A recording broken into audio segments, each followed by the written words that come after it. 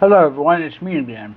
Um, it's been a really long time since I went ahead and made a YouTube video. If I remember rightly, the last video I made talked about the English Center and my ideas for it. The problem is the fact that with the English Center idea, it would cost a lot more money than what I would probably ever be able to get my hands on in order to pull it off successfully. Because operating an English Center here in Vietnam, especially operating one legally, and hiring qualified staff is not cheap. And if I remember rightly, my previous cost estimates went an estimated about 5 million USD to operate an English center consistently for a period of 5 years. So that idea is pretty much out the window unless I go ahead and get more money to deal with that. Anywho, on to another topic, which is just, what's been going on with me. Really, nothing's been going on at all. Um, I went ahead, I think before I posted my English Center idea, I went and got a job with another English Center, and it was a schedule where I worked at one school only for 33 hours a week. And it was literally the best schedule I could ever hope for because it was 33 hours a week at a single school. I was never late because I got there 2 hours early before school even started. Yeah, I was at school anywhere from 5 a.m. to 5:15. School started at about, if I remember rightly, about 7:15. Ended at 4:40, and I always started my classes on time, ended them on time, wore uniform, taught the lesson. Now, why I got canned from that job was because of the fact that I refused to sing, dance, and play games. I taught the lesson, and that's it. No extra singing, no extra dancing, no extra games, nothing like that, just taught the lesson. I didn't let lazy students copy answers off the board. I didn't let lazy students treat my class like a free period where they could do whatever they want. And because of the fact that I'm an actual educator, not a circus clown, that's the reason why Major Academy let me go. Aside from the fact that I know labor law and they don't like that either. So, yeah, for the past 8+ months, I've been unemployed. I've been trying to look for work. Really have been trying to look for work. Even got back on LinkedIn trying to look for work. But unfortunately, nobody wants to give me a job.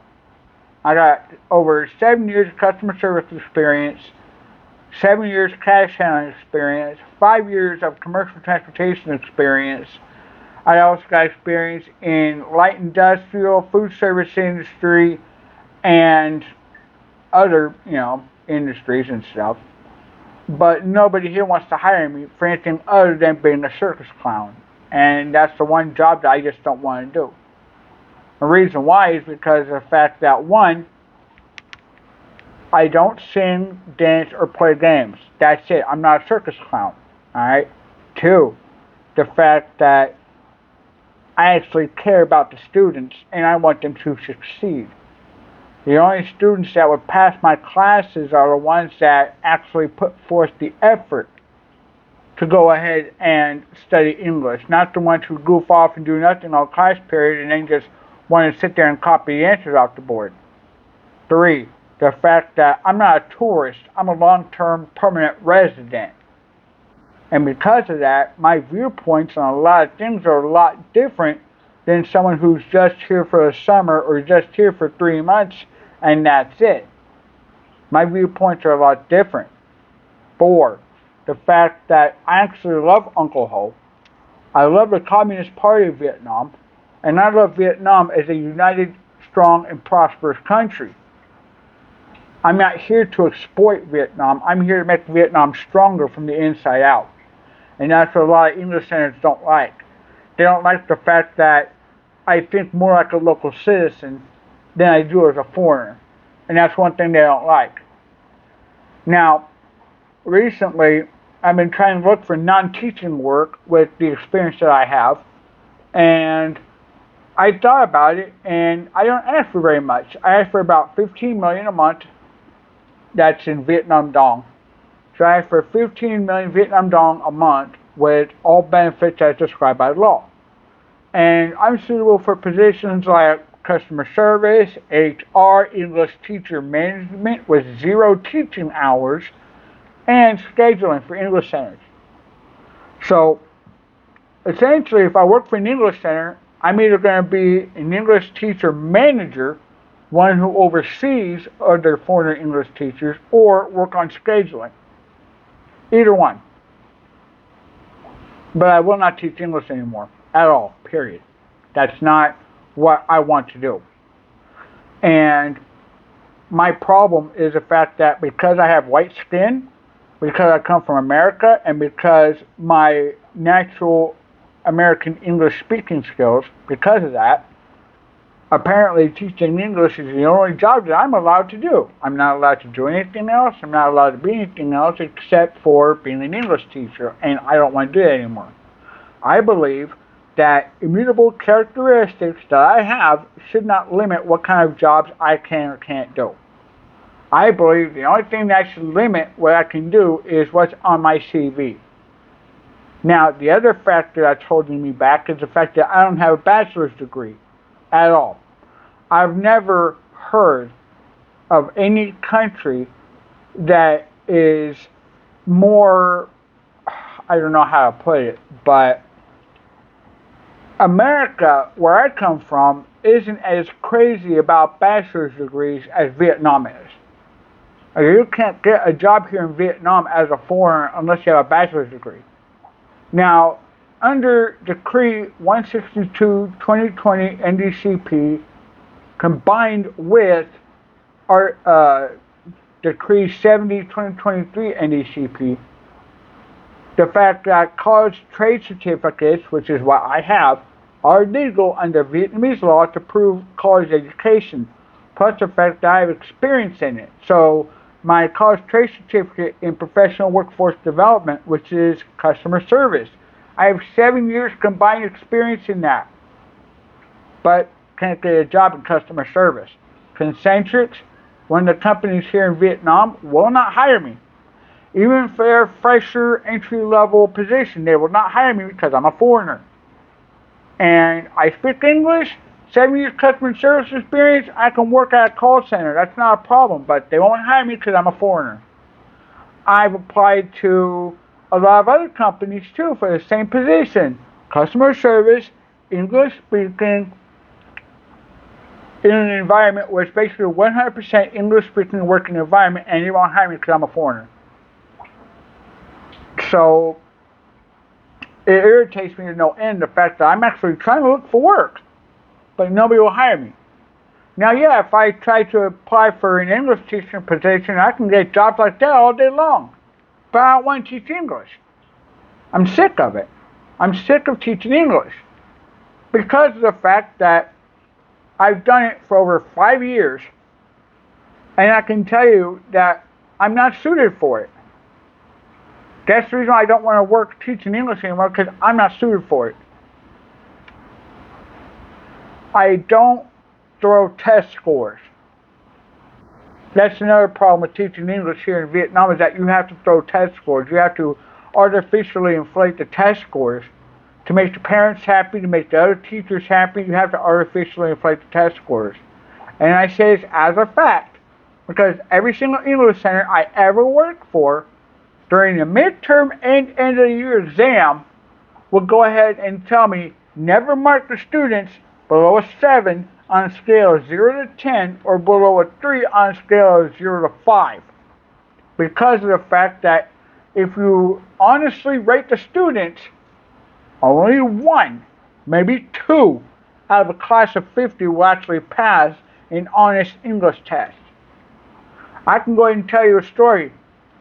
One time, it was about 4 years ago, I think it was.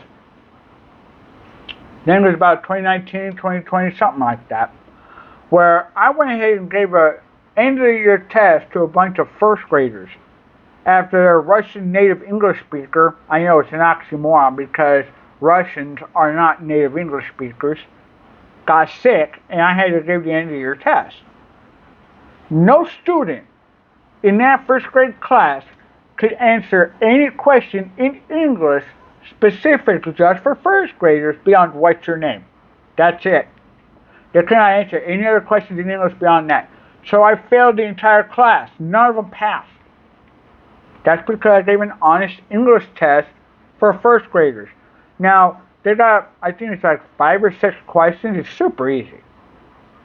Well, from my point of view, because I'm a natural speaker. But for first graders, it should have been a very simple test. What's your name? How old are you? You know, stuff like that. And they could not answer any question in English beyond what's your name. That's it. Okay? End of the year test. Alright? The Russian English teacher had a whole year to teach these students proper English. And at the end of the year, they cannot answer any question beyond what's your name. Now, why is that? I can tell you why. Singing, dancing, and games. Now, yeah, I understand that kindergarten and elementary school, what they call primary school here, so from kindergarten to say grade 3 or so, I can see singing, dancing, and games. Okay, because they're little kids. You know, they have to have entertainment a little bit. But at the same time, they actually have to learn. They can't learn if all they do is singing, dancing, and games. Alright? That's the first problem. Second problem is the fact that kids here in Vietnam do not speak English outside of English class at all. And I can also say that from experience. Because of the fact that inside the classroom, during English class, they still speak in Vietnamese. They only speak in English when you go and ask them a direct question. And sometimes not even then, because of the fact that the students will go ahead and look at the TA who has to translate what I say in order for them to stammer out a couple of words in English and then sit down again. Yeah. Now, I can also go ahead and tell you the fact that I stopped teaching primary school because that's all they wanted me to do is sing, dance, and play games, and I'm too old and too fat to do that. I'm 39 years old now, alright? I quit teaching primary school, I think it was a couple of years ago, because I couldn't handle it anymore. But I'm 39 years old now. I weigh 110 kilos, which is like 230 something pounds, I don't know. But we use the matrix system here, and I weigh about 110 kilos. I'm 39 years old, and I don't sing, dance, or play games. I'm too serious for that. That's the reason why I don't do primary school. Secondary school. See, I run into the same problems. Kids don't want to study. Kids want to treat my class like a free period. Kids misbehave. You know, stuff like that. And when I use appropriate disciplinary measures as directed by the Ministry of Education and Training, I'm still a bad guy. I make the kids stand up for a period of not more than 5 minutes before I have them sit down again. And if I have them stand more than 3 times in a class period, I have them go see a disciplinary supervisor. While I'm talking, they are not. It's that simple. While I'm talking, while I'm giving instructions, they're listening. That's it. Now, while they are working on their English, I expect them to be quiet. Because during the writing portions, there's no need for them to talk to their friends or anything like that. They just need to focus on the lesson. Now, during parts of the lesson where there is supposed to be a conversation, then yeah, they're supposed to talk, but only in English. Well, what do? They speak in Vietnamese. Yeah. Even when you tell them, speak in English, please speak in English. They still speak in Vietnamese anyways. So, yeah. Now, my thing is the fact that, like I said, I quit teaching English because of the fact that, like I said, I'm not a circus clown, I'm a human being, and I want to be treated like one. And I'm relaying my experience to you so that you understand why I quit teaching English. Now, recently, some more recent news, I went ahead and went to my bank, Vietcombank, to go ahead and try to go ahead and update my address and attach my VNEID to my bank account because I got the level 2 VNEID digital ID here for Vietnam. Because I figure that while it's voluntary now, it may be required in the future, and I would rather get ahead of the curve and get the ID so I don't have to worry about getting it later. So anywho, I try to go ahead and go to the bank. I had to walk there. Walk. Over 4 kilometers, which is about 8-9 miles, you know. But I had to walk over 4 kilometers from my house to the bank. And when I got there, the only person there who had actual customer service skills was a bank security guard. Yeah, that says a lot. I used the Google Translator, told the guy what I needed. He had me sit down, waited about half an hour, and I got seen by staff. Told them what I wanted. They went ahead and went through the motions. I explained to them multiple times what I wanted. And apparently they didn't believe my passport was real because, see, here in Vietnam, especially now, even though I have the VNEID level 2 digital ID, I still have to bring my passport for every little thing I need to do. Yeah, you know how annoying that is? I have to bring my passport everywhere for everything, and it's really starting to get irritating for me. So apparently they didn't believe my passport was real, so they scanned the chip, they took pictures of it, they scanned the chip and everything like that to make sure it's actually real, because apparently a white guy from America can't have a Chinese name, you know, so they had to make sure that my ID was authentic or something, even though I showed my, you know, VNA ID, which is authentic and a form of ID. And I asked them why, and they went and said, in between giggling and laughing at me, yeah, they like to do that too, that due to banking regulations, I still have to bring my passport with me for every single little thing I have to do at the bank. I have to bring my passport. And I asked them, like, why isn't my VNA ID good enough? Oh, well, you still have to bring your passports, banking regulations. I don't like that. So that day I was so irritated. Now, I came very, very close to causing a scene in the bank, but I remembered that I'm inside of a bank, and you don't want to cause a scene inside of a bank, so I had to keep a lid on my temper the best I could. And they kept laughing at me and saying sorry, and I went and said, don't laugh at me. I don't like that. Don't laugh at me. And I went and after they said sorry the last time, I said, if you were truly sorry, you wouldn't be laughing at me. Good day. And I left. I didn't use any foul language, didn't raise my voice.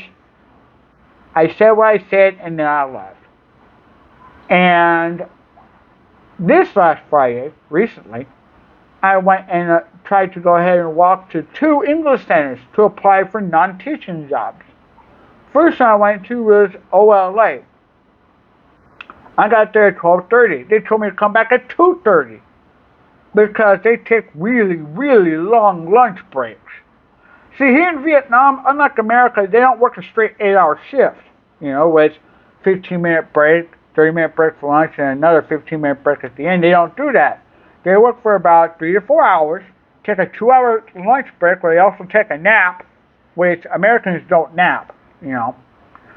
And then they work another 3 to 4 hours, and then that's it. So I walked up the street, and I talked to VUS about non-teaching jobs. The lady caught an attitude with me because I told her that I'm looking for non-teaching work. She told me, oh, we don't have any vacancies here. And I said, this does not equal English teacher. So after a drawn-out conversation, I went ahead and wrote down my information, which I know she threw in the trash afterwards, after I left, and she went back upstairs. She threw it in the garbage because it's been, you know, a while, and I still haven't received any, you know, emails, no text messages, nothing. Also LinkedIn. LinkedIn went ahead and kicked me off. Don't know why. But LinkedIn went ahead and gave me a shadow ban from the 22nd last week.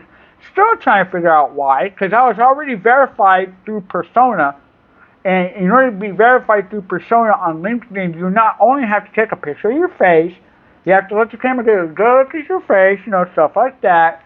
And then you have to take a picture of your passport, and then you have to scan the passport chip. So I was already verified through persona. And for some reason, my account got flagged, and then I have to go ahead and re-verify again through persona, which I did on the 22nd. Today's the 27th, and I still haven't heard anything back. They say it takes 2 business days, but could take up to 5 business days, which means they're going to make me wait the whole 5 business days before they let me back on, if they let me back on. And again, I can't figure out why. I'm going to go ahead and take a little break. I will be right back. Alright, I'm back. Now, a lot of you may be wondering, why do I sound funny? Why do you see this little bit of silver in my mouth from time to time? That's because I have this.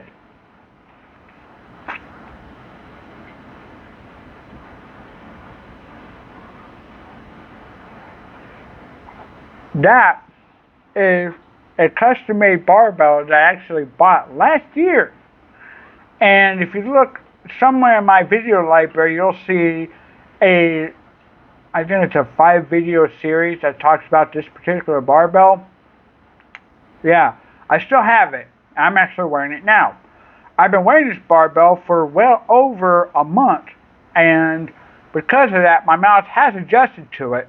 So much so, in fact, that I swear that the piercing site is not ½ inch anymore. It's more like 9/16. So it's a little bit bigger than ½ inch. If I ever got a job, would I take it out? No. Because of the fact that the way I see it, this barbell is a part of me. And for most jobs, such as scheduling, I don't really need to talk. All I need to do is just message and stuff like that. Message, use Excel, and that's it. Most jobs can be done without talking.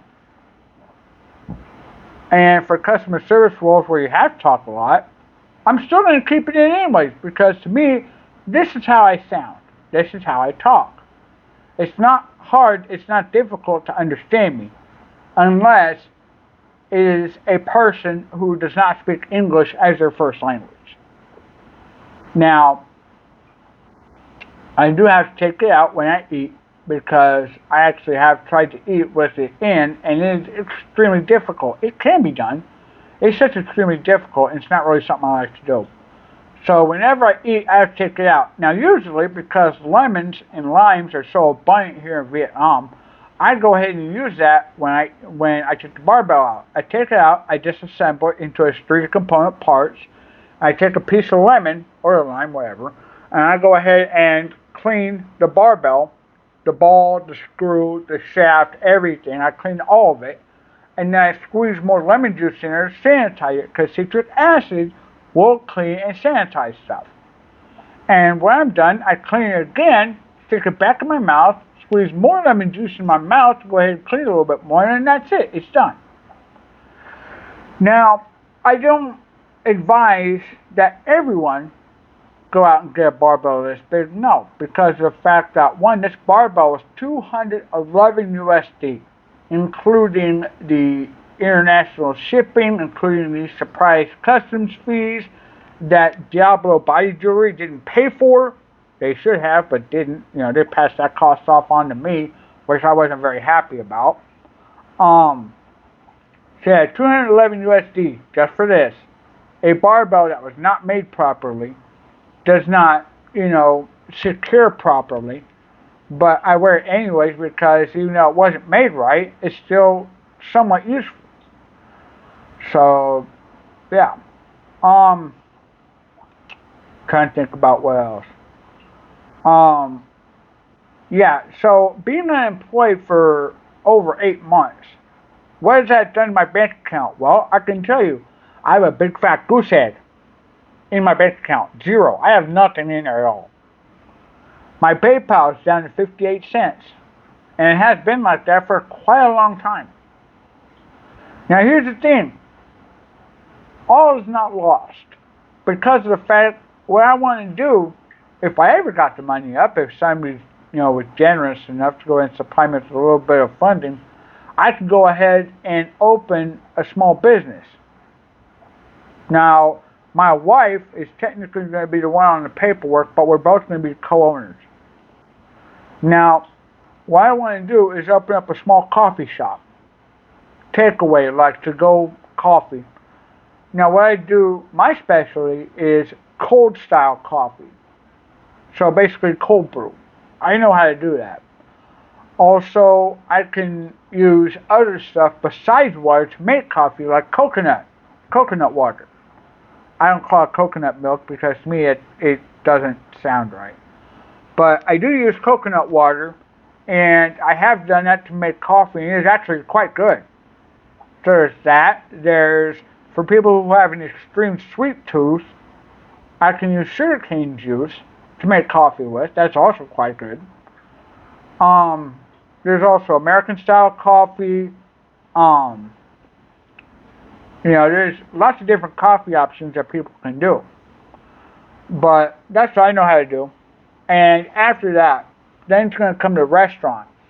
The restaurant will serve essentially vegan options, but also stuff that average citizens can afford. So all three phases. This is phase two, the restaurant idea.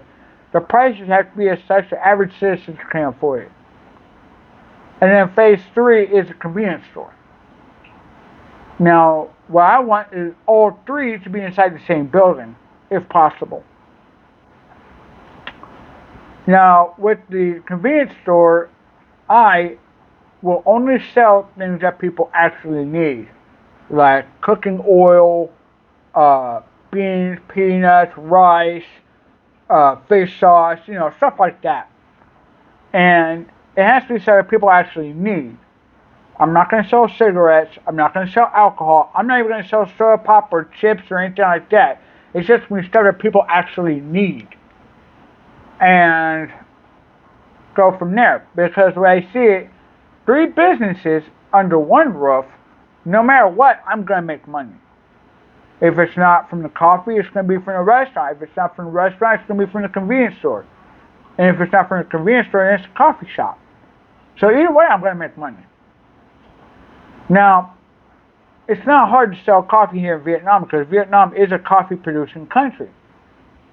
However, many people prefer the espresso style coffee, the machine made coffee, and a lot of people also prefer traditional coffee, which is the drip style. It's not French press, because French press is something completely different. But traditional Vietnamese coffee is something that a lot of people like, and the machine-made coffee, which is kind of like espresso, is also what a lot of Vietnamese people like. Cold brew is not something that a lot of Vietnamese people are familiar with, but it's actually quite good. I drink it every day, and I'm happy with it. Also, the fact that with the restaurant, the restaurant, like I said, will sell quality food at reasonable prices. The convenience store will sell items at reasonable prices. And every single thing I sell will have clear origin. So this way, when the market inspection team comes by for an inspection, and yeah, here in Vietnam we do have that.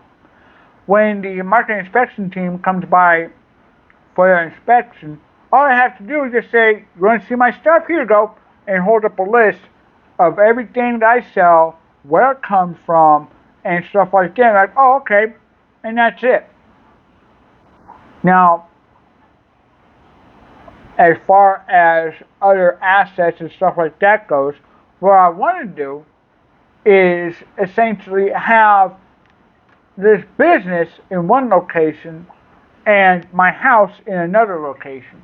I don't want to live in the same place where I do business at, just because of the fact that I want to relax at the end of the day. When the work shift is over, I want to relax.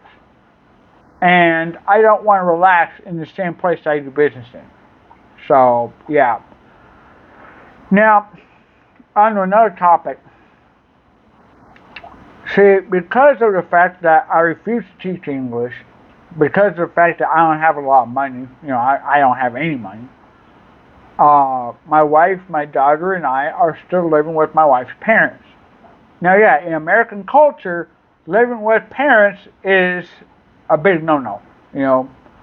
But here in Vietnam, a lot of people do that, and it's because of economic reasons. A lot of the salaries here in Vietnam for local citizens are a lot lower than what people in America would normally make. So that's the reason why a lot of people still choose to live with their parents because they don't really have a choice. Now, my family, my wife, my daughter, myself, we don't have a choice here. We have to live here because of the fact that we don't have the money to move out. But if we did have the money to move out, we would. But unfortunately, we can't. We've been stuck inside the same room ever since we moved in about, well, this October will be 5 years since we moved into this house. And, my daughter was born in 2021, so she was born like a year later after we moved in. So, yeah, we've been in the same room for almost 5 years. In October will be 5 years. Also, my parents-in-law have a spare room that I want to turn into my daughter's room so my daughter can have her own room, but my parents-in-law want to keep that room open for guests, especially my wife's brother, his wife, and their 2 kids who come to visit just about every weekend. So, yeah, my daughter, my wife, and myself all have to sleep in the same bed in the same room because we can't have a spare room. Now, yeah, I know. People keep reminding me all the time, you need to be grateful for what you have. You need to be grateful for what you have. Well, that's the thing. See, when you don't have a choice, you have to live in your parents' house because you can't move out because you don't have any money. There is gratitude there. Because the other option would be being on the streets. And while I've never been on the streets, I have been homeless, and that's not a very pleasant experience. So, it's one of those things where, yeah, I do feel gratitude, but at the same time, it's one of those things where I really, really want to move my family out and into our own house so that we can go ahead and live our own lives apart from her parents so that we can raise our daughter in peace. Because my daughter, as everyone knows, is half Vietnamese and half American. But from my point of view, my wife's family only sees her as 100% Vietnamese. So my daughter knows nothing about American culture. Now, yeah, my daughter knows about the American flag, but that's about it. She knows nothing about American culture. She doesn't know about Thanksgiving. She doesn't know about the 4th of July. She doesn't know about any of that. And people tell me, well, you need to teach her that. You need to teach her that. Well, that's the thing, though. I shouldn't be the only one to teach her that. But at the same time, it's not really much I can do. So, yeah. Alright, well, this video's already going on about 35 minutes. And, my jaw is starting to get tired, so there's not really much else to talk about. So I'm going to wrap up this video. Just a little recap. The fact that I'm still unemployed. I'm still looking for work. Nobody wants to give me a job. And, yeah. So the problem I face is either teach English or starve. That's pretty much my options. And since I don't want to teach English, I don't have any money to do anything else. So, for anyone who's watching this, if you want to donate to help me out, anything would help. If you notice, in my Word post that I posted on my page, I went and posted there's 2 ways you can go ahead and donate. One way is through PayPal. The other way is if you're in Vietnam and you want to donate, you can go ahead and donate directly to my bank account. Any amount would help. And if anybody ever donated a sizable amount, I would automatically put that towards my business to launch it, to get it started, and to go ahead and give myself a job, since no one else will give me one. So yeah, if anyone out there is listening, watching, whatever, and you want to help me out, you can send money to me through PayPal or you can send money to me through Viettin Bank if you're here in Vietnam. Now, Viettin Bank will accept bank transfers from other banks inside of Vietnam. So you don't have to be a Viettin bank account holder to donate cash to me. You can go ahead and donate cash to me for any bank within Vietnam. So, yeah. I do want to go ahead and try and make videos more often, but honestly, there's not really much to talk about. You know, I stay in this room pretty much all day, every day, and I only go outside when I absolutely have to. I don't have a job I'm looking for, but nobody wants to hire me because of this. You know, I don't want to teach English, and this is what's keeping me from looking for work. You know, I got 7 years experience in customer service, and 7 years of experience cash handling, 5 years of commercial transportation experience, and yet nobody wants to hire me. So, yeah. Anywho, I'm going to go ahead and wrap up this video. Like I said, donate cash if you can. Every little bit counts. Have a good day, be safe, and I'll see you again soon. Peace.